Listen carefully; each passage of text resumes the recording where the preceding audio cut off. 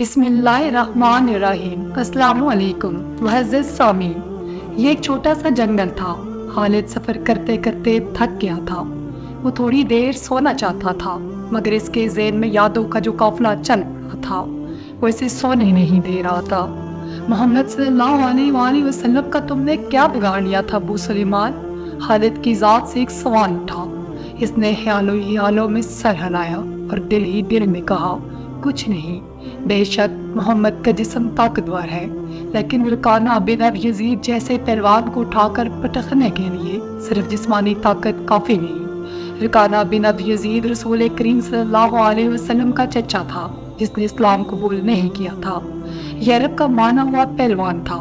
نامی گرامی پہلوان آئے جنہیں اس نے ہی داؤں میں پٹک کر اٹھنے کے قابل نہ چھوڑا۔ وہ وحشی انسان تھا، صرف لڑنا مارنا جانتا تھا۔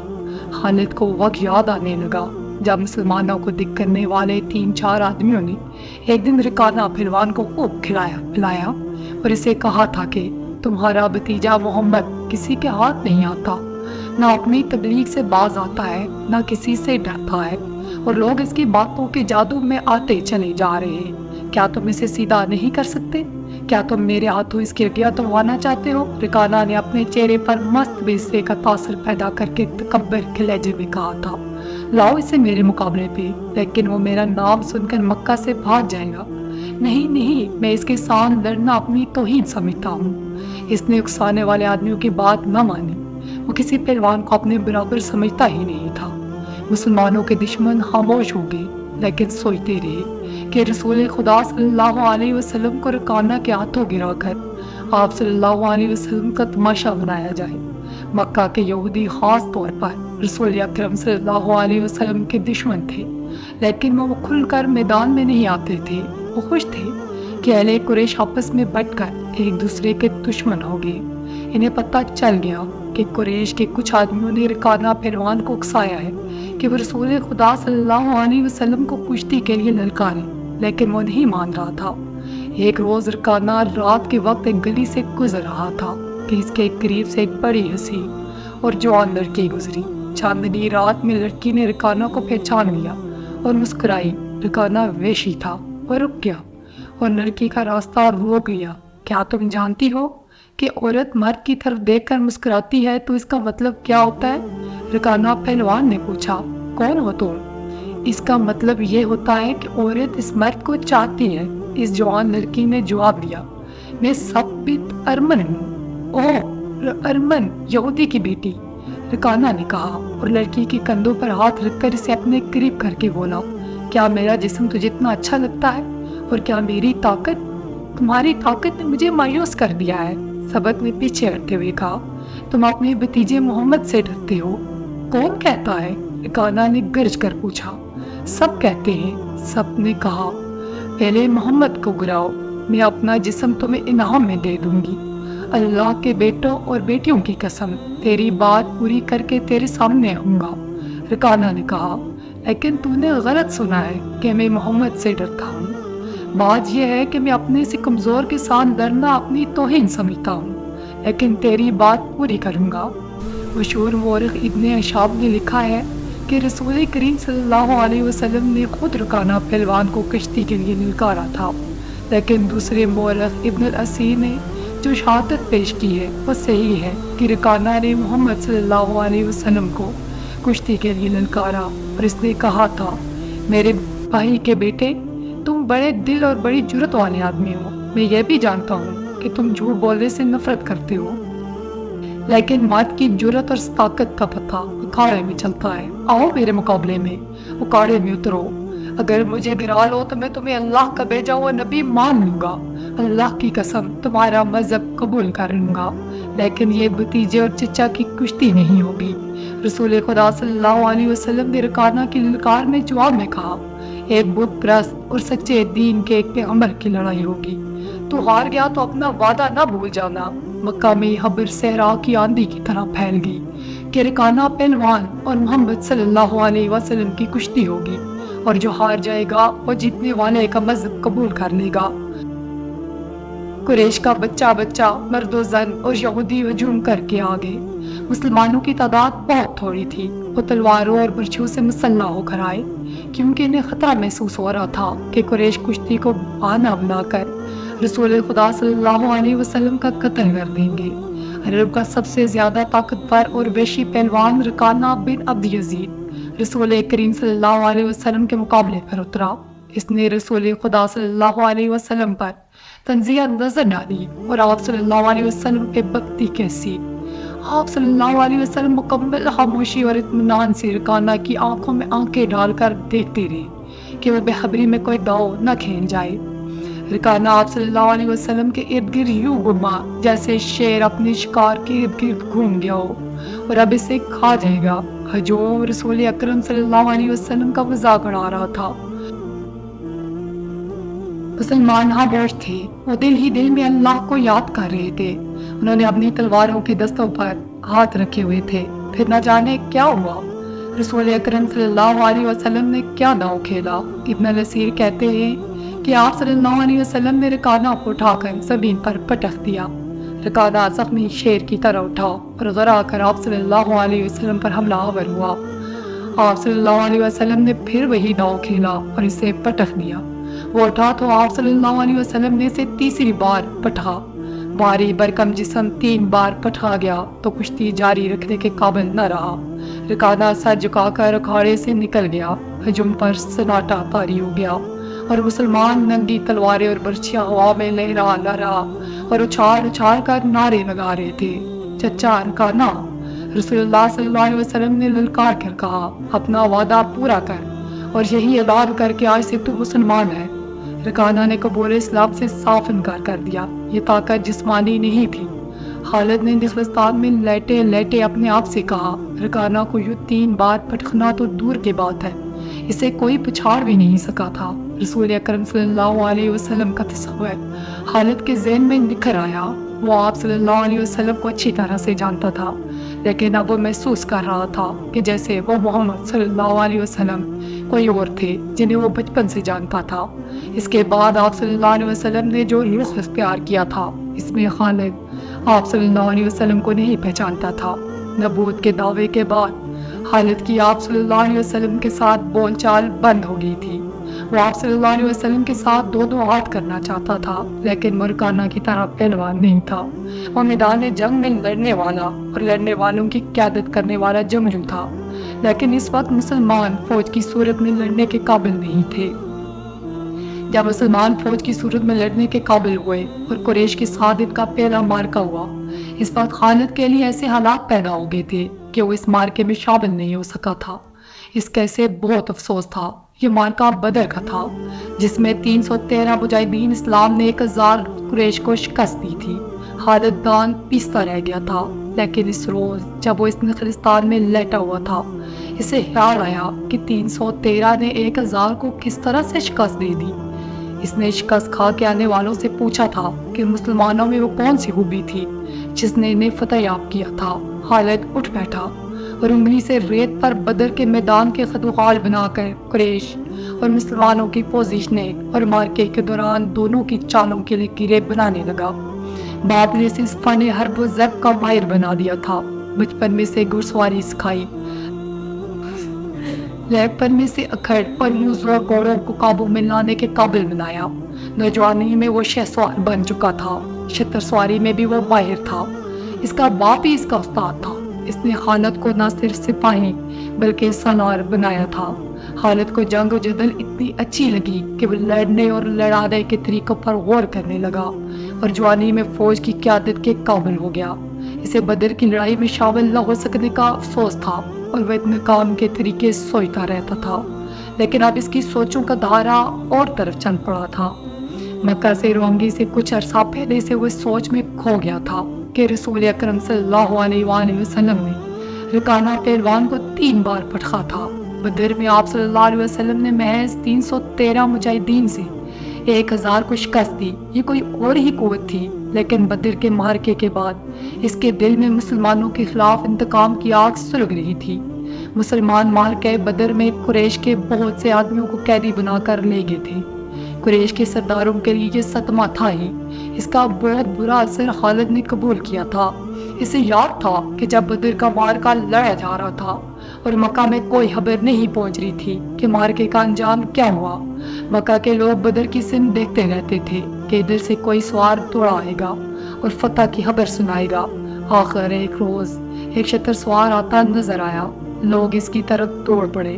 سوار نے عرب کے رواج کے مطابق اپنا کرتا پھاڑ دیا تھا اور وہ روتا آ رہا تھا۔ بری خبر لانے والے قاصد ایسے ہی کیا کرتے تھے۔ اور جب لوگوں کے درمیان پہنچا تو اس نے روتے ہوئے بتایا کہ اہل قریش کو بہت بری شکست ہوئی ہے، جس کے عزیز رشتہ دار لڑنے گئے تھے۔ وہ ایک دوسرے سے آگے بڑھ بڑھ کر ان کے متعلق پوچھتے تھے کہ وہ زندہ ہیں، زخمی ہیں یا مارے گئے ہیں۔ شکست خوردہ قریش پیچھے آ رہے تھے۔ مارے جانے والوں میں 17 افراد خالد کے قبیلے بنو مخزوم کے تھے، اور ان سب کے ساتھ خالد کا خون کا بڑا قریبی رشتہ تھا۔ ابو جہل بھی مارا گیا تھا۔ خالد کا بھائی جس کا نام ولید تھا جنگی قیدی بن گیا تھا۔ ابو سفیان جو کہ قریش کے سرداروں کا سردار تھا اور اس کی بیوی ہند بھی موجود تھی۔ کچھ میرے باپ اور میرے چچا کے متعلق بتائے قاصد، ہند نے پوچھا۔ تمہارا باپ عتبہ، علی اور حمزہ کے ہاتھوں مارا گیا، قاصد نے کہا، اور تمہارے چچا شیبہ کو اکیلے حمزہ نے قتل کیا ہے، اور تمہارا بیٹا حنظلہ علی کے ہاتھوں مارا گیا ہے۔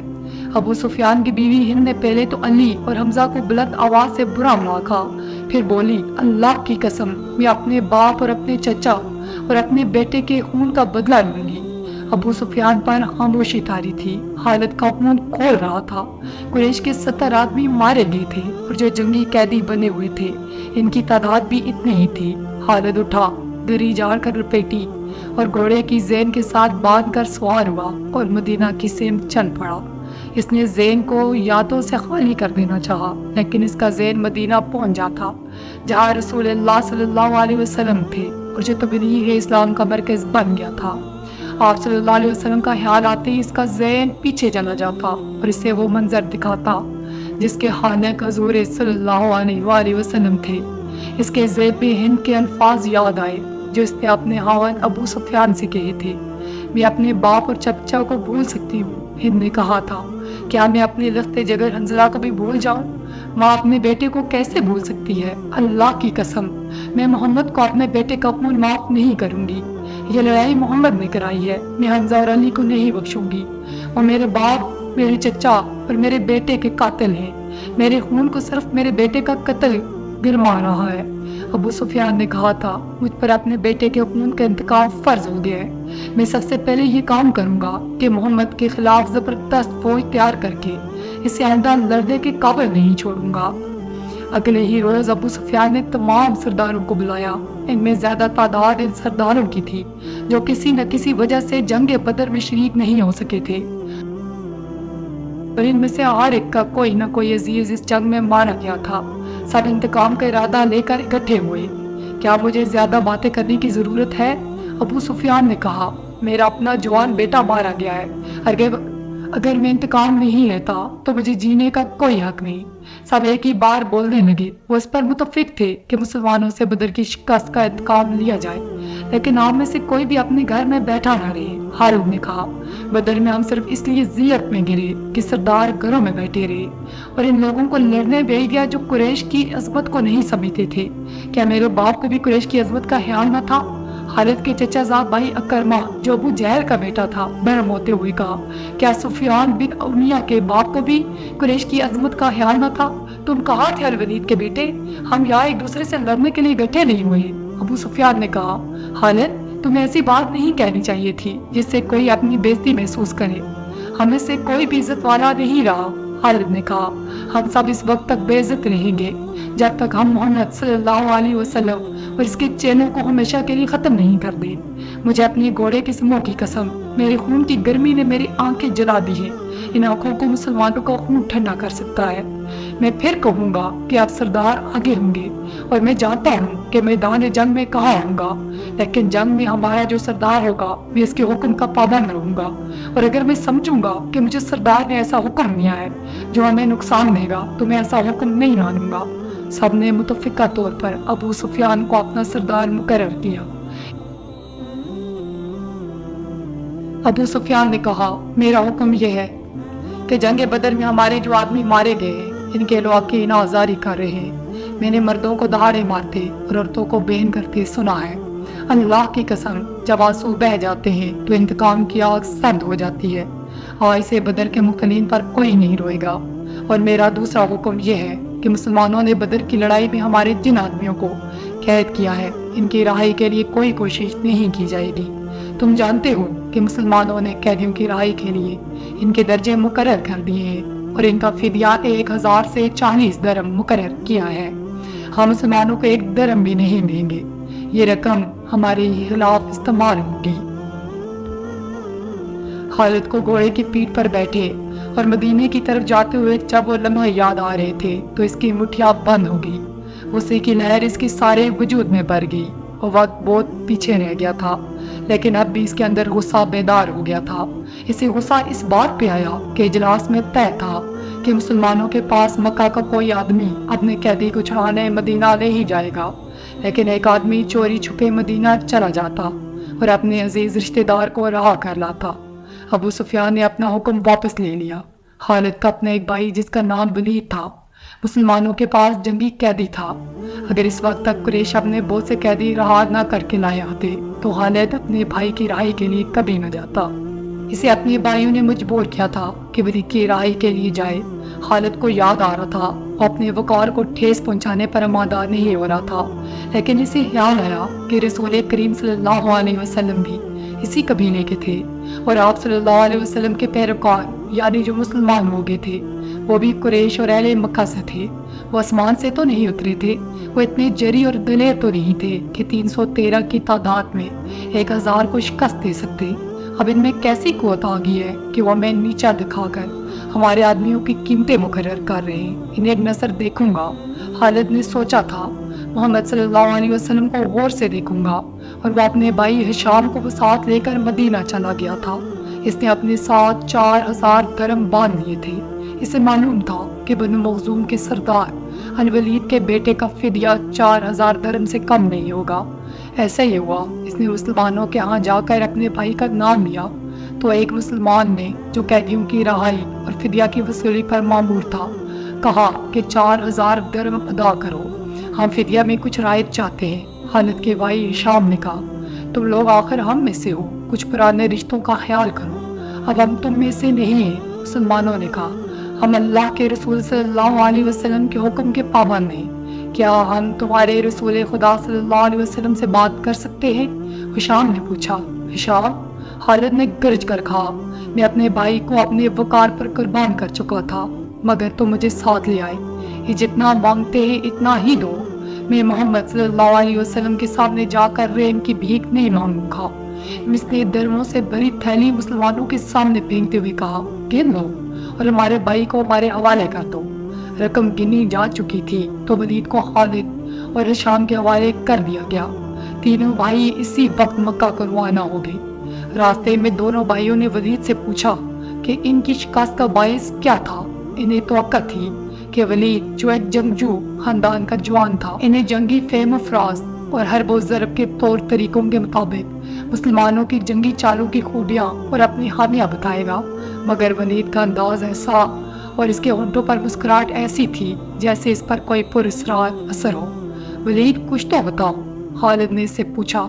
हमें अपनी शिकस्त का इंतकाम लेना है। कुरैश के तमाम सरदार अगली जंग में शामिल होंगे।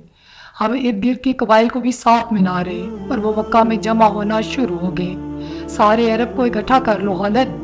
वलीद ने कहा तुम मुसलमानों को शिकस्त नहीं दे सकोगे।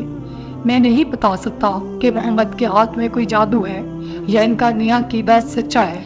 क्या बात है कि मैं इनका कैदी होते हुए भी इन्हें नापसंद नहीं किया। फिर तुम अपने कबीले के गद्दार हो। शाम ने कहा गद्दार हो या तुम पर इनका जादू असर कर गया है। वो यहूदी पेशवा ठीक कहता था कि मोहम्मद सल्लल्लाहु अलैहि वसल्लम के पास कोई नया अकीदा और नया मजहब नहीं, इसके हाथों में कोई जादू आ गया है। जादू ही था वरना बदर में शिकस्त खाने वाले नहीं थे। खालिद ने कहा। वलीद जैसे इसकी बातें सुन ही नहीं रहा था। उसके होठों पर तबस्सुम था और मुड़ कर मदीना की तरफ देख रहा था। मदीना से कुछ दूर ज़िल हलीफा नाम की एक जगह हुआ करती थी। तीनों भाई वहां पहुंचे तो रात गहरी हो चुकी थी। رات گزارنے کے لیے وہ وہیں رہ گئے۔ صبح کھلی تو ولید غائب تھا، اس کا گھوڑا بھی وہاں نہیں تھا۔ خالد اور شام سوچ سوچ کر اس نتیجے پر پہنچے کہ ولید واپس مدینہ چلا گیا ہے۔ انہوں نے دیکھا کہ اس پر کوئی اثر تھا، یہ اثر مسلمانوں کا ہی ہو سکتا تھا۔ دونوں بھائی مکہ آ گئے۔ چند دنوں بعد انہیں مکہ میں ولید کا زبانی پیغام ملا کہ اس نے محمد صلی اللہ علیہ وسلم کو خدا کا سچا رسول تسلیم کر لیا ہے، اور وہ آپ صلی اللہ علیہ وسلم کی شخصیت اور باتوں سے اتنا متاثر ہوا ہے کہ اس نے اسلام قبول کر لیا ہے۔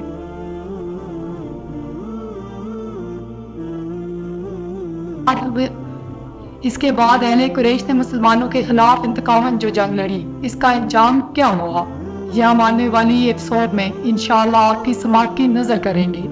تب تک کے لیے اللہ حافظ۔ اللہ سب کا حامی و ناصر ہو۔